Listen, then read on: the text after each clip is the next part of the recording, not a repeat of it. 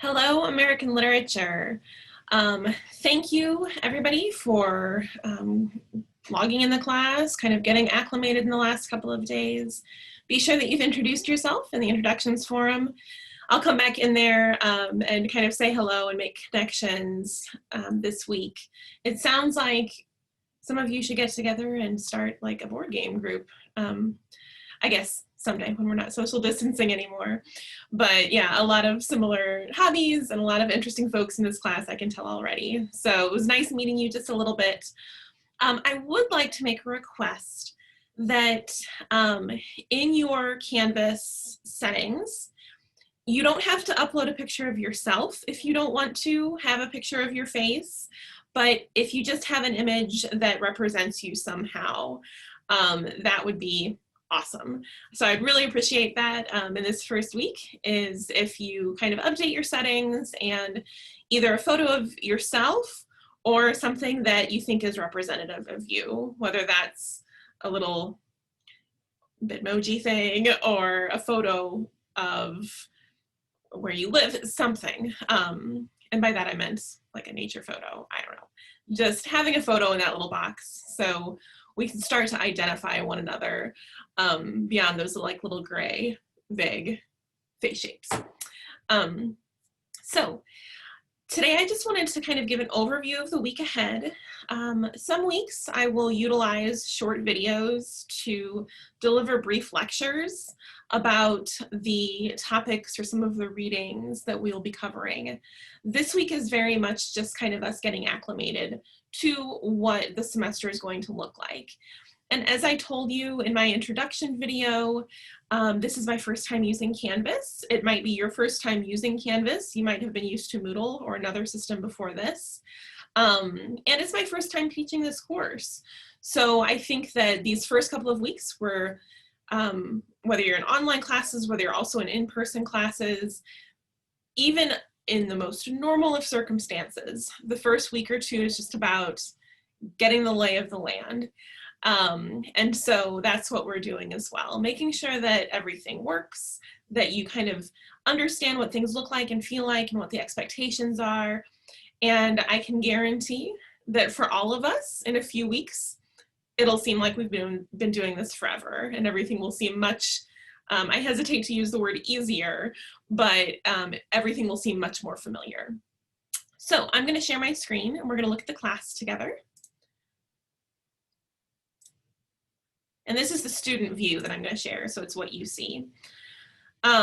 So this has been live for the last couple of days.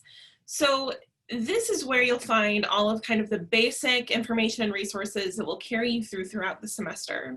So the syllabus here, you can download it as a Word document, and you can also just open it in Canvas like this.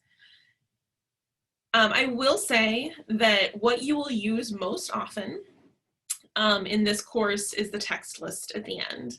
So I'll scroll back down to that in a second. But just to point out some of my information here, this is when I'm always in my office, but you can always email me, call me. We can set up one-on-one Zoom meetings, and we'll talk a little bit more about that Zoom discussion bit at the end of this video. But here's information about me. And certainly if you're on campus, you can pop in and say hello. My office is in the second floor of the HH building in a hallway of English faculty offices. So the course description, this course, we look at a survey of American literature from the 1400s to 1865. So we cover a lot of ground in this course. Some of it you might be familiar with, and a lot of it you might not at all. So we're going to have a good time delving into really, really early American literary tradition. So the required textbook, we talked a bit about this. Hopefully you have that or are procuring that. Okay. This is a Core 42 class. So if you transfer to any public college or university in Missouri, this course will easily transfer in as its motor number. The Missouri transfer number is LITR 101A. So this is very easily transferable. And when I say that, when you take other classes at ECC, many of them are Core 42, but classes that aren't designated Core 42 or aren't designated Core 42 yet are completely valid to take. You need other electives as well. So while this class is a Core 42 class, don't think that those are the only classes you can take at ECC. It serves you well to take electives in the discipline you're interested in to make sure you transfer as an upperclassman. So that's one of my soapboxes, and I will refrain from getting too high up on that in this first video. The COVID statement, all of your syllabi this semester have a section about COVID and the what ifs.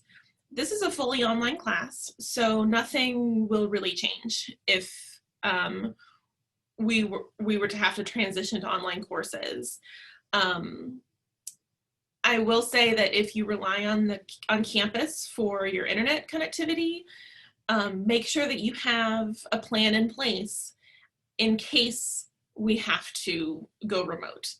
Our library, our learning center are incredible resources. The library has a plethora of resources that can be checked out, from laptops to iPads to hotspots.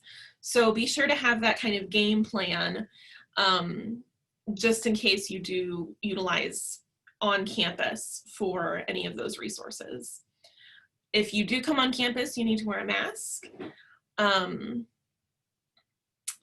So again, we are fully online, but if you get ill with anything, this isn't COVID specific, but if you are very ill, if something comes up in your life, please reach out and let me know. I'm very easy to work with, but you need to communicate with me because I can't read your mind. So this is a course in which it's not self-paced so much that you can just kind of work ahead, or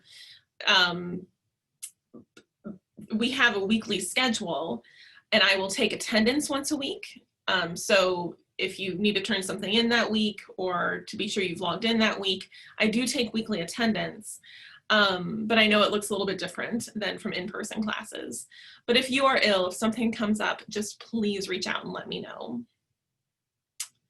My attendance policy is basically, if you disappear for 2 weeks, no contact, no communication, no logging in to the Canvas page, you might be administratively withdrawn. So just be aware of that. My late work policy, I do take late work for a grade deduction. Try to not go down that road, but know that I do have a policy in case of extreme circumstances. Access services, make sure that you're an advocate for yourself if you qualify for access services. And all of this is just kind of basic information about ECC.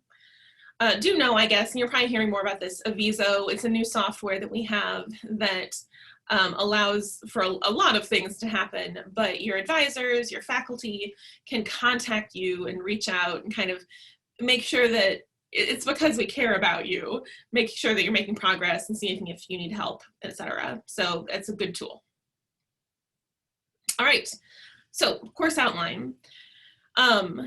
This course outline, if you are someone who really loves minute by minute, day by day breakdowns of a class, please accept my apologies. I don't provide that on my syllabus.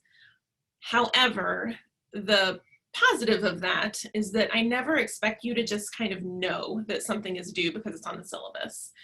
We will talk about everything in depth. I will show you this week what each week assignment will look like. I will often email your class as a group through Canvas. You will know exactly what we're doing and exactly what's expected of you as long as you stay plugged in. The syllabus just gives, as you can see, kind of a roadmap for what the semester is going to look like. And basically, and if you've explored your textbook at all, the textbook is split into 2 sections, beginnings to 1820 and 1820 to 1865. So basically the plan is to do one half before mid-semester and the other half after mid-semester. And we'll really work a lot with the text list. to kind of pace ourselves. And the course outline also goes over some of the topics that we'll cover in these sections. Okay. So method of student evaluation, the way you'll be graded in this course is predominantly via writing. So you will write a couple of literary analysis essays, one research-based analysis essay, that will be toward the end of the semester. Your discussion posts weigh a lot, and then your final, which will be an essay. So you'll never be asked to kind of memorize facts and information and dates. That's not how I learn, that's not how I teach. I think that I already said this to you. I'm sorry if I'm being repetitive, but just know that the most of your grade will come from writing and analysis. Now this week, and I say total possible 700, this is very much kind of an estimate. So this is my game plan, but also this week already, I'm kind of toying a little bit with the discussion post and asking you to write a reflection. So this gives a snapshot of what the big picture will look like, but the final points in the assignments might be tweaked a little bit. Okay, so the text list. This is where we will really, you'll spend a lot of time. This is what I use to kind of design week by week, what we're going through, what we're, how we're pacing ourselves. And you can tell, again, the beginnings to 1820, that's the first half of the semester, and then, or so, we might end that a little bit earlier because there is so much kind of, some lengthier texts in the second half. So there are special sections in your book. We start with one, the Native American oral literature. So I'll talk briefly about that once we kind of get out of the syllabus. But otherwise, you can kind of go through this and see, again, you might be familiar with some of these names, some of these texts. Some might seem unfamiliar. We have some writings from, where is it? The Federalist, so from Alexander Hamilton. I saw Hamilton for the first time over the summer on Disney Plus. I hadn't heard it or seen it before. My husband was like obsessed with the music. So now I'm like, oh, okay, this is what everyone's been talking about for years. And of course, well, I want to weave some of that in. So when that happens, as we kind of go through the text list, if there are current texts or kind of pop culture that we can weave in and make connections, I really want to do that. So you can kind of go through and see, here's a special section of ethnographic and naturalist writing about nature writing and kind of early exploration. Some excerpts from slave narratives. Let's see, Common Sense by Thomas Paine, Thomas Jefferson's writings. Again, a lot of this might sound familiar. You might have read some of these things in history class, and we will be reading them through the lens of historical context and literary analysis. I have a couple of films interspersed that I've gotten streaming rights to that I will post for you that kind of fit into the themes and topics and readings, and also we'll talk a bit about film analysis, because that certainly is absolutely in the same discipline as literary analysis. And then we have a second half of the course. So this is where we get into quite a bit more fiction, short stories, excerpts from longer texts. Still, we'll look at nonfiction as well. And if you really dig into this text list and kind of are looking ahead, please know that I will be excerpting these things. So if you look at the Emerson section and you're like, whoa, lady, this is a lot of pages, don't worry. I will be excerpting that and telling you which selections to read once we get there. So again, you can kind of look through this, see what's to come, especially toward the end of the semester with some of the longer texts. I put selections here because I'll just pace us at the end and see kind of where we are and how much we'll read from those selections. So there we go. So we will be ending with texts that were written at the end of the Civil War. So we're going to cover a lot of ground in this course. Other things that are in this top section, and again, each week's video will not be this lengthy and boring, let's be real, but I just wanted to kind of make sure we're acclimated to the class. So I've linked to a couple of really great websites. This website is incredible. It's not flashy in terms of design, but it's just a remarkable collection of, this is only one page. The home page is English and Humanities, like all of these pages for these resources, but this is for American literature and just absolutely remarkable resources. Then I have a couple of other websites similar to that, not as exhaustive, not as in-depth, but just a couple of other good websites to go for great research and information. So when we talk about later on a research essay or an essay that you might need to find sources for, here you go. They're right here for you. Here we have just some basic handouts about literary elements, literary analysis. So we'll refer to these throughout the semester, just some basic handouts.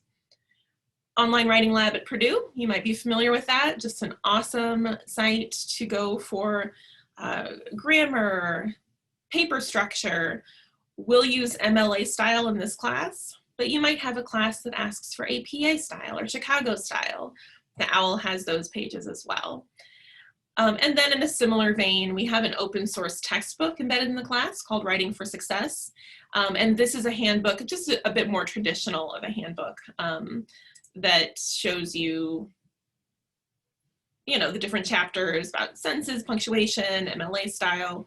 So both of these contain really useful, this and the OWL contain really useful information. All right, week one. Here we are. So welcome and introductions. Most of you have already been in there. So great. If you haven't said hello, please do. And this is the week's assignment. So this is kind of what each week will look like. Please don't be surprised. I hope that as I get better at using Canvas, I can make this a little bit prettier and more user-friendly. I'm not going to spend a lot of time worrying about major bells and whistles, but I'm going to work on design a little bit as we go on. But this has all of the basics that we need. So here's what the week will look like. And this all will be posted either late Tuesday night or Wednesday morning, because our classes will go from Wednesday to Wednesday. If we ever have an assignment that extends past that, so maybe you have an essay assignment that's due 2 or 3 weeks in the future, that will be fine. You'll know that. So we might have some assignments that extend over that week module, but we'll cross that bridge when we get to it. So if you click on the assignment, I will have a page that tells you what to read, what to watch, what to discuss, and what to write. And most weeks, there will be something under all of those categories. So using your text list, you can look at what to read in your textbook. So the introduction, your reading assignment this week, each of the eras has a pretty lengthy and in-depth and great introduction to that era. And it weaves together the historical context and then also focuses on the literary context of the time. So for next week, you're going to read the introduction to the beginnings to 1820, and then also Native American oral literature. And on your text list, it has those broken down. So you will read a couple of creation stories, the Iroquois creation story, the Navajo creation story is referenced, I believe,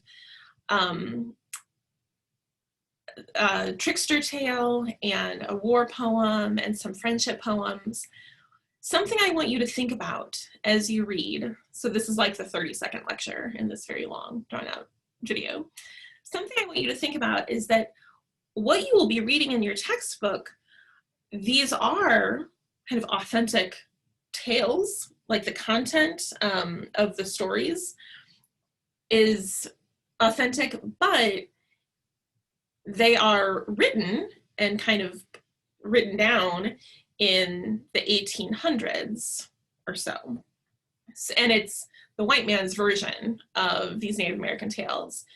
So I want you to think about as you read, because some of the texts are very much, especially the poems, looking at the poems through this lens, some of them are very much put into kind of a European poetic style. The friendship poems are not. That translator, the editor, really adhered to the language and the style of the Cherokee. So I want you to think about that, how, you know, it's important that we read and understand these texts, but what might be lost in translation and how the authentic voice can be lost in translation when it is attempted to be put into a box of another culture's literary traditions. So just something to think about. I have a couple of linked articles for you to read as well that are part of pages that have a whole lot of other cool stuff to look at. So you can kind of get lost in those pages. One is the Smithsonian. So just some basic information about early Native American culture and some artifacts from creation stories as well. Please watch the introduction PowerPoint. So this is from your textbook. It just kind of hits, or the textbook's website, it hits some of the main points about the introduction. That's plural. There's also a PowerPoint about the art that appears in your textbook. I put that at the top of the class because that's something you might just want to reference throughout the semester. But definitely go over the one that's in this week. And then I've also linked to some videos of really brief tellings of creation stories in Native American traditions, and then also a brief excerpt of Joseph Campbell, who's you might have heard of him before. He's most famous for writing The Hero with a Thousand Faces, and kind of really outlining the hero's journey, the monomyth that we talk about a lot in literature. So if you've never heard of him, you will. We'll talk more about him. But it's just a brief excerpt of him talking about the trickster motif in Native literature and oral tradition. So I've started a YouTube playlist, and that's what's on there now. So the link that I have linked to will take you to a playlist, so just watch those videos. And then your assignments, your formal assignments for the week, is to participate in the discussion forum. So I've made a post where I've given 3 options of prompts about the Native American oral tradition excerpts. 2 are about the creation stories and 1 is about the trickster tale. Choose one of those prompts, and in your reply, indicate which one. So if you choose number 2, just put 2. And then in about a paragraph, respond. A bit of reflection, a bit of analysis, just kind of respond your answer to that discussion question. And you can use an example from the text if you'd like to quote it. Trying to get in the habit of putting the in-text page number. But just do your best this week. Again, we're starting this week. You're reading, you have assignments, but we also know that this is the week where we are still kind of making sure we have everything figured out. So do your best with the discussion forum. I'll be grading you on your post. And I encourage you to interact with others. Maybe somebody says something that you think is a really great point or you want to add on to it. I encourage you to engage with one another, but this week your grade will be just for your post. And then your writing assignment for this week is a reflection. So it shows up as a quiz in your assignments, but what it is just a prompt asking you to choose something from the introduction, a topic, a person, an historical event, a piece of literature that is referenced, something in that introduction that you find really fascinating. and write a reflection about it. You can have a personal response. You can, connect it to something else that you know about or something else that's happening today. It's very much kind of an informal writing assignment. And I just really want a couple of paragraphs for that. So hopefully that makes sense. Give it a try. We'll see what happens. My grading will be very kind this upcoming week. Just making sure that we're all kind of on board, able to read, write, log in, post things, and then we'll just keep going from there. And again, a few weeks from now, this will all seem like you've been doing it forever. So here we go. Welcome to American Literature. We're starting from way back in the beginning. And yeah, I think that's it. I apologize that this has been such a long video. This won't normally be this way, but I just wanted to cover a lot of ground and make sure that you saw everything in the course. And I should have been clicking on these other links while we were talking, but I won't take any more of your time. But you can kind of see here the resources and the actual assignments. So that's that. I hope you're having a great start to the semester so far. If you need anything, please let me know. You can either email me at my email address or email me via Canvas. Since we're an all online class, I'm going to try to utilize the Canvas inbox and messaging tools, but any way you need to get a hold of me, it's absolutely fine. And if you miss the face-to-face interaction and you want to set up a one-on-one Zoom meeting, that's great too. I am absolutely happy to do that. So best of luck. Let me know if you need anything and have a great day.